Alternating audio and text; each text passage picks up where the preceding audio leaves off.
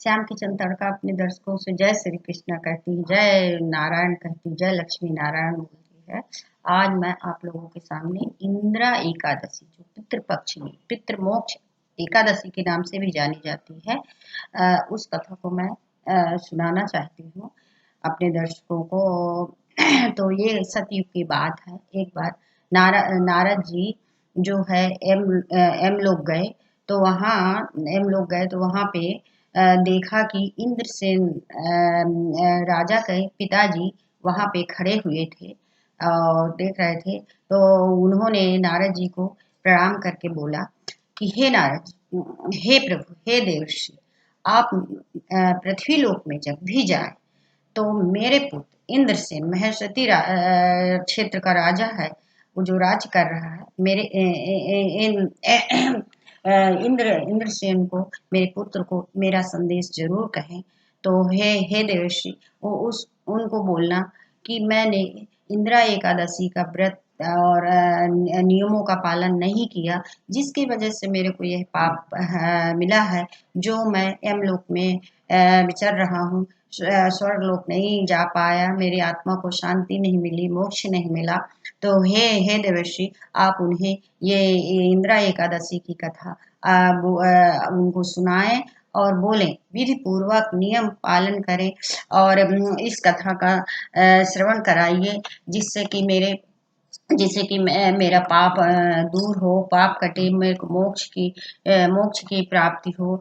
हे देवर्षि, आप जाइए। तो गए नारद जी, वहां पहुंचे महेश्वती क्षेत्र में, जहां इंद्रसेन राजा अपने सिंहासन में बैठे हुए थे। उन्होंने नारद जी को देखकर उठकर प्रणाम किया और कहा, हे देवर्षि, आपका आने का क्या कारण है और आप क्या उपदेश देने आए हैं? हे प्रभु, आइए, आसन ग्रहण कीजिए, बैठिए। मैं तो आज मैं बहुत भाग्यशाली अपने को समझ रहा हूँ कि आज साक्षात मेरे को देवर्षि का दर्शन मिला, नारद जी का दर्शन मिला और मेरा बहुत सौभाग्य है। हे प्रभु, आप विराजमान हुए। तो वो बैठ गए तो बोले, हे राजन, आपके राज्य में सब कुछ ठीक ठाक चल रहा है, सतयुग का सब कुछ ठीक ठाक चल रहा है, सब आपकी प्रजा बहुत खुश है, क्या है? तो बोले, अभी तक तो हे देवर्षि, अभी तक तो सब कुछ अच्छा है, अब आगे आपकी कृपा है प्रभु, सुनाइए। तो वो बोले कि मैं यमलोक गया था, तो वहां पर तुम्हारे पिताजी मिले मुझे और पिताजी मिले, मुझसे प्रणाम किया और बोला, हे देवर्षि नारद जी, आप पृथ्वी लोक में जाएं तो मेरे बेटा इंद्रसेन राजा को ये एकादशी की कथा सुनाएं और नियम सब इसका नियम बताएं और बोले कि मेरे को, मैंने नियमों का पालन नहीं किया, जिसकी वजह से मैं पाप से भर गया हूँ, अब पाप मुक्त नहीं हूँ। तो मेरा बेटा मेरा सब कुछ करे, इंदिरा एकादशी की नियम पूर्वक व्रत करे, कथा करे और यथाशक्ति दक्षिणा दे, खुश करे, तो मुझे मोक्ष की प्राप्ति होगी। तो उन्होंने ये संदेश आपको भेजा है। तो हे राजन, इंदिरा एकादशी पितृपक्ष की, कृष्ण पक्ष की एकादशी है, जो पितृमोक्ष एकादशी के नाम से भी जानी जाती है। हे राजन, आप इसका नियम पूर्वक पालन करें और पूजा करें और फिर सब कुछ करके यथा दक्षिणा करें, जिससे आपके पिताजी को मोक्ष की प्राप्त होगी। तो आप क्या करिए, एकादशी के एक दिन पहले दसवीं तिथि को एक समय भोजन करिए, नहीं कर सकते तो एक समय अन्न खाइए, फिर फल खाइए प्रभु राजन, और सुबह उठ के अच्छे से स्नान करिए, गंगा जल से स्नान डाल के स्नान करिए और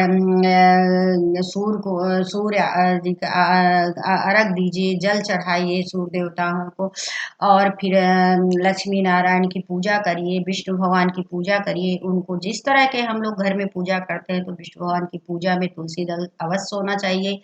और एकादशी के दिन आप तिल का अक्षत चढ़ाइए और फल पुष्प मीठा जो भी आप चढ़ा सकते हैं, अन्न मत चढ़ाइए उस दिन, क्योंकि अन्न नहीं खाते हैं, खाते भी हैं तो भी नहीं चढ़ाते। चावल का सेवन तो कोई भी एकादशी में नहीं कर सकता आदमी। तो इस तरह से उनका भोग लगाएं, हवन करें और आरती करें और फिर उनसे हाथ जोड़कर प्रार्थना करें, हे प्रभु, हे नारायण, आप ही सब कुछ हो, आप हमारे पिताजी को मोक्ष की मोक्ष दीजिए और उनका दोष सब कीजिए, आत्मा को शांति मिले। हे प्रभु, यह कहकर उनको क्षमा याचना मांग लीजिए। और फिर उनमें उनके भोग में तुलसी दल होना बहुत जरूरी है, और उनके मस्तक में भी विराजमान रहती तुलसी जी। तो इसके बाद, ये सब करने के बाद, फिर अपने पितरों को भी जल दीजिए। वो साल में एक बार ही आते हैं। पितृपक्ष में 16 दिन की श्राद्ध होती है। तो ऐसा नहीं, बहुत लोगों के ये मानता है, ये सोच है कि यदि हम उनको गया जी पहुंचा दिए तो वो पितृ तर गए, मतलब उनको पहुंचा दी, वो नहीं है। पर वो साल में तो आते हैं ना, उसे हमेशा ही वो उनका नाम लेना चाहिए अपने। तो आते हैं तो उनको फिर आप, हम कहते पिंडदान हो गया आपका, मत करिए, पर 16 दिन उनको जल दीजिए। दूब से, तिल से डाल के, तांबे के लोटा में पुष्प डाल के उनका स्मरण करिए, और उनको अच्छे से भोग भी दे सकते हैं। मैं तो करती हूँ, और ऐसा नहीं कि महिलाएं नहीं कर सकती, पुरुष कर सकते। पुरुष लोग हमेशा जेंट्स बिजी रहते हैं तो वो सब एक काम में नहीं करते। तो महिलाओं को हर काम करना चाहिए, सब कुछ करना चाहिए, ऐसा कुछ नहीं। मैं तो खुद करती 16 दिन तक। तो उनका फिर जाके अपना गमले में आप जल चढ़ाइए। नीचे जल नहीं गिरना चाहिए, दक्षिण दिशा में मुंह कर घूम के आप उनको जल दीजिए। और ये करिए, उसका मंत्र है जो आप एक बार कह के फिर घूम जाइए, ऐसे कह के 3 बार वो मंत्र को करिए। मैं 2 तरह का मंत्र बता रही हूँ। एक तो यह है, ओम श्री एकस्वाय नमः, ओम श्री एकस्वाय नमः, ओम श्री एकस्वाय नमः। और एक है ओम पितृ श्री, ओम पितृदोषाय नमः, ओम पितृदोषाय नमः, ओम पितृदोषाय नमः। 2 में से कोई भी आप श्लोक कर दीजिए, कहिए, और उनको जल दीजिए, पुष्प अर्पित करिए, तिल डालिए। अब फिर आप जो है दक्षिण दिशा में, आप अंदर घर में भी भोग लगा सकते, जल दीजिए आप सूर्य भगवान के पास, वहां जाके दक्षिण दिशा में, और गमले में ही डालिए, इधर उधर ना पड़े जा। और इसके बाद आइए, तो मैं जो करती हूँ अपने घर पे, मैं अच्छे से उनका जैसे भोजन कराते हैं ब्राह्मणों को, ठौर समझते हैं ना आप, जल सींचते हैं, फिर उसमें एक पटा रखते हैं, और केले का पत्ता रखिए, नहीं है तो बैजंती का पत्ता रखिए। पहले ऐसा करिए, केले का पत्ता नहीं रखना, आपको जल दीजिए, उनको पुष्प अर्पित करिए, अक्षत डालिए तिली का, और फिर भोग रखिए। भोग कहाँ में रखिए, आप केले के पत्ता में भी चढ़ा सकते हैं, या फिर पीढ़े में भी रख सकते हैं, जो भी लकड़ी का पवित्र पीढ़ा धुला हुआ होना चाहिए, उसमें रख के। और फिर हम क्या करते हैं, हम जो है 5 पूरी चढ़ाते हैं, 5, हाँ 5 या 7 ऐसे चढ़ाते। तो एक एक तो हम मतलब गौ के नाम का रहता है, एक कौवे का नाम का रहता है, गाय कौवा कुत्ता, ऐसे सब करके, और करके भोग में सब चीज चढ़ा दिया, छोटे छोटे टुकड़े उनको तोड़ के ऐसे रख दिया। और फिर उनका तुलसीदास भी रखते हैं हम तो भाई, अब जो भी पाप होगा हो। अब फिर उनका जल फेरते हैं, और फिर उनका कहते हैं, हे प्रभु, आप खुशी खुशी आके भोजन ग्रहण कीजिए, खाइए। इस तरह करके उनको ये करते हैं। अब फिर हवन करते हैं, हम हवन करते हैं उनके नाम से, पितृ देवताओं के नाम से। हवन करने के बाद फिर आरती करते हैं घी की बत्ती से, और आरती करने के बाद फिर उनको आचमन कराते हैं, जैसा कि जैसे पूजा करता है आदमी, खाता है ऐसे करता है। तो उनको फिर हम, अब वो तो आचमन कर नहीं सकते, हम ही को सब कुछ करना है, इसलिए आचमन कराया। अब फिर दंडवत प्रणाम किया, हे प्रभु, आप पहले दिन से ही मैं करने लगती हूँ, 16 दिन तक करती हूँ। और आप, हे प्रभु, आप अच्छे से आप इसी तरह हमारा 16 दिन पूरा हो। और भगवान से भी कहिए कि हमको शक्ति क्षमता पवित्र रहे, तो हम सब कुछ कर सकते हैं प्रभु। और 16 दिन खूब खुशी खुशी आइए, खाइए। और फिर एक बोलिए, क्योंकि हमारे पितर चले गए गाजी, अब बोलिए कि जाइए अपने परिवार में, जिसके यहाँ भी आपकी खुशी हो, आप भोजन ग्रहण करिए प्रभु, और ऐसी ही आइए आप हमारे। इस तरह कह के, और उनका फिर वो सब सामान, भोजन जो है एक थाली में, जिस थाली में हमने रखा था पहले से, उसी में रख लिया है, और सब उनके वहाँ ठौर पीढ़ा कर दिया, और लेके उनका वो जो हमने भोजन उनके लिए दिया है, तो जाके पहले कौवा को डाल दो छत में, 1-2 पूरी जो भी है, और गाय को खिला दीजिए, कुत्ते के नाम से रख दीजिए, कुत्ता नहीं मिलता तो फिर गाय को ही दीजिए, कुछ भी नहीं मिलता। तो फिर गौ को देना बहुत अच्छा रहता। और फिर इसके बाद आपको और भी मंदिर जाना है और यथाशक्ति दक्षिणा देना है तो दान पेटी में डालिए।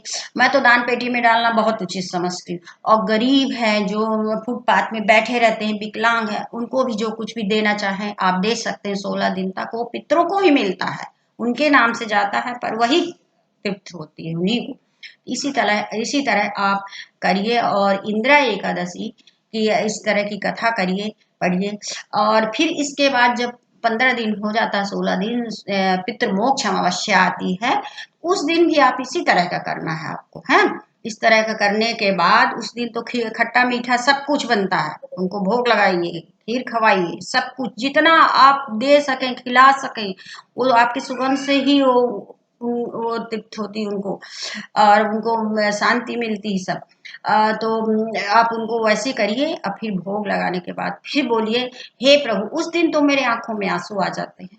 अपने तो हैं माता पिता पित्र जो इस दुनिया से चले गए हैं, जहां भी हो, मैं तो यही हमेशा कहती हूँ, जहां भी हो, कहावत है ना पुरानी, हमारी दादी लोग बोलती थी कि दूध ब्यारी करें। दूध ब्यारी मतलब अच्छा खाना करें, अच्छा हो उनके पास जहां भी जन्म हो, दुख ना मिले, अच्छे से रहें। तो मैं यही प्रार्थना करती हूँ कि आप लोगों की आत्मा को शांति मिले, मोक्ष मिले। और आप जाइए, यदि जन्म लिए हैं पृथ्वी लोक में आए हैं तो उस तरह भी आपको कोई कष्ट न मिले, हे प्रभु। और यही कह के उनको कहिए कि जाइए और अगले साल फिर ऐसे आइए प्रभु, और ऐसे ही हमको खुशी शांति से हम आपको इस तरह से आपको आपका आगमन करें, आपकी विदाई करें। और हर साल पितृ मोक्ष अमावस्या में आपको हम भेजे खुशी खुशी। हे प्रभु, यही सभी दर्शकों को मैं संदेश देना चाहती हूँ। सभी महिलाएं, ऐसा नहीं देखो हमको खाने को मिला उन्हीं की वजह से मिला, आज कोई कहीं भी कोई नहीं दिया, उन्हीं के आशीर्वाद से मिलता है, बड़ों के। तो इसलिए हमको बड़ों का नाम तो लेना चाहिए हमेशा, मैं तो हमेशा लेती रहती हूँ, सास माँ बाप ससुर सब कुछ।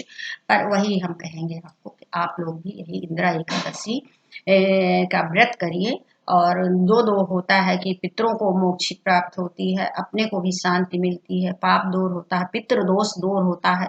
ये बहुत बड़ी एकादशी मानी जाती है। तो इस तरह करिए। और एकादशी का व्रत करना कोई कठिन नहीं है, अच्छे से अच्छे से व्रत करिए, झूठ नहीं बोलिए, किसी को ऐसा कोई काम मत करिए कि किसी को दुख पहुंचे, वो तो कभी भी नहीं करना चाहिए। और यही कह के मैं अपना विराम लेना चाहूंगी कि आप बहुत लोगों में मेरी एक जो मैं कथा करी हूँ तो आप सब में शेयर करें और आपको पसंद आए, हो गया बस। श्याम किचन तड़का की ओर से जय श्री कृष्ण, जय मधुसूदन।